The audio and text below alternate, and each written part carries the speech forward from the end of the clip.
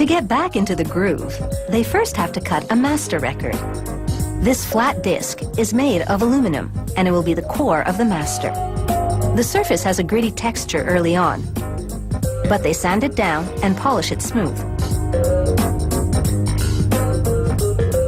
They place the aluminum discs on a conveyor belt, and they ride towards a device that will coat them with a veneer of lacquer. The disc enters the curtain coater. Nitrocellulose lacquer, a similar substance to nail polish, oozes out of a long, thin opening, forming a veil or curtain. As the disc passes through the curtain, it's slathered with the lacquer. Rollers with scrapers catch the runoff.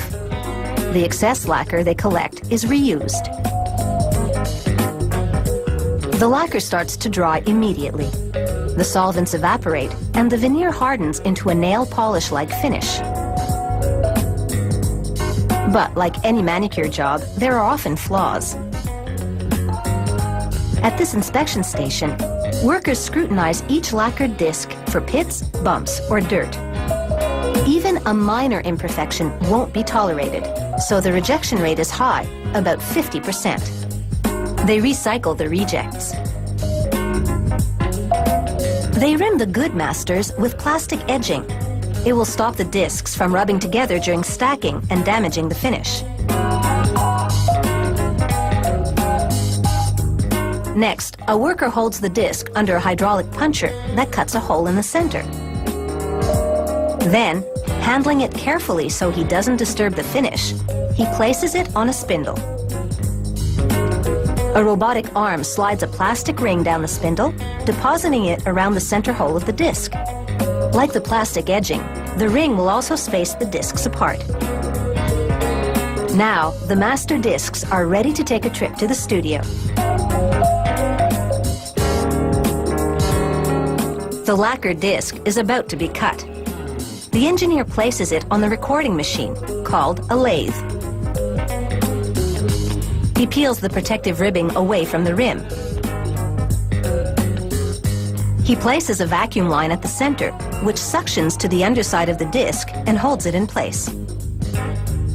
The engineer now moves the cutter and a microscope above the disc. He lowers the cutter onto the outer edge of the disc, and it does a test cut.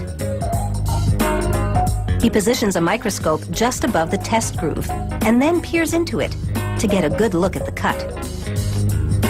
He makes adjustments to the cut, and then he's ready to record. The lathe cuts the lead-in groove, and the music begins. The sapphire-tipped cutter etches the sound into the surface of the disc. From start to finish, the recording will be one continuous groove.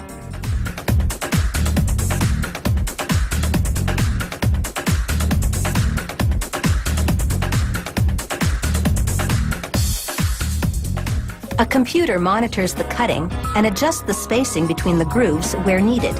A little vacuum draws up scrap as the cutter carves the groove. Some believe this sound is warmer and has more depth than digital recordings. But making music fit on an analog disc is sometimes challenging. To reproduce bass, the cutter has to make big, wide grooves that take up a lot of space. And although the grooves can touch, they can't cut across one another. At the end of the recording, the cutter lifts and the master disc is ready for inspection. If it's acceptable, the engineer places a stabilizing platform on it and scribes a unique serial number into the lacquer. Soon, this master disc will be making an impression.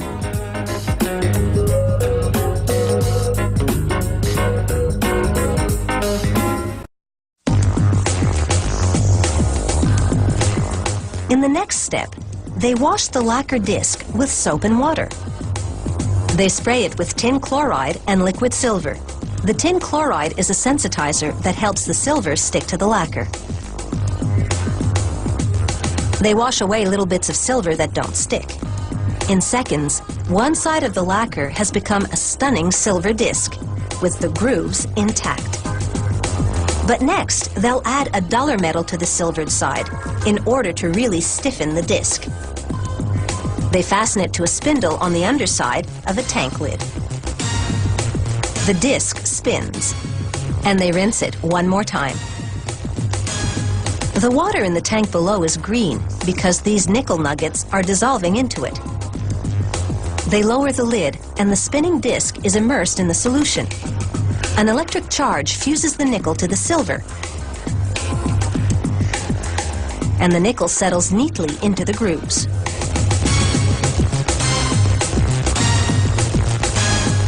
Now they remove it from the tank and pry the metal layer away from the original lacquered disc. This metal layer is a stamper that will be used to press vinyl records. And the lacquer disc, which has served as its mold, is discarded. Now they look for the exact center of the stamper. A worker places it under the microscope, which is part of an optical centering punch. As the stamper disc spins, he aligns the grooves with a guide in the viewfinder. When he finds the center, he punches a hole there.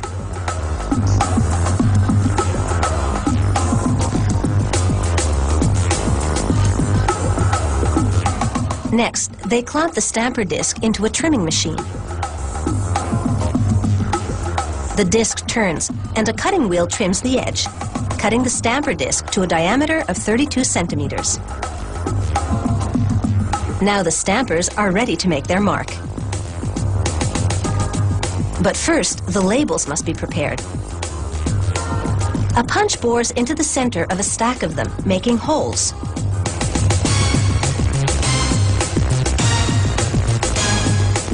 Then they place the labels on a mini press. It rises to another cutter, which rounds them out.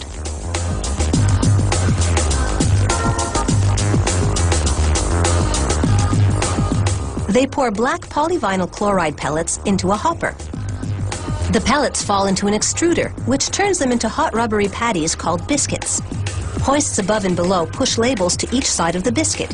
Suction cups hold them there, while a carriage moves the biscuit forward, then drops the biscuit and labels in the press. Two stampers mounted in the press apply 100 tons of pressure.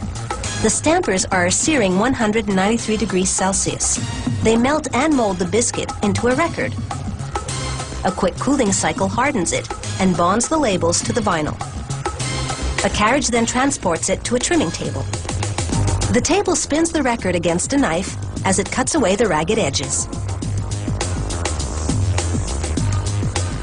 Then the table takes the trimmed record to the finished stack. And the process begins again.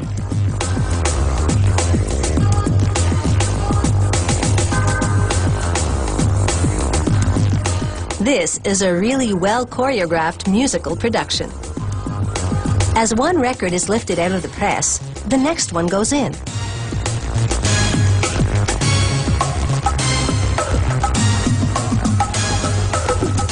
The pressing and trimming of a vinyl record takes just 28 seconds. But it's sure to get hours of play by enthusiasts who refuse to buy into the digital revolution and still believe that vinyl is a cut above.